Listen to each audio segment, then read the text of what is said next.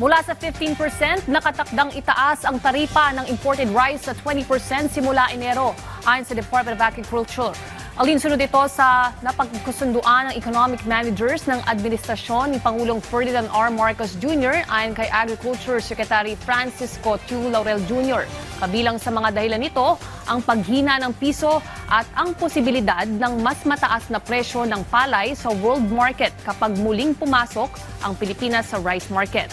Kokontrolin ng ahensya ang papasok na volume ng imported rice para proteksyonan ang kita ng mga magsasaka. Posibleng nasa pagitan ng 3.6 hanggang 3.8 million metric tons ang aangkating bigas sa susunod na taon, sapat para matugunan ang pangangailangan ng bansa nang hindi naapektuhan ang farm gate price ng lokal na palay.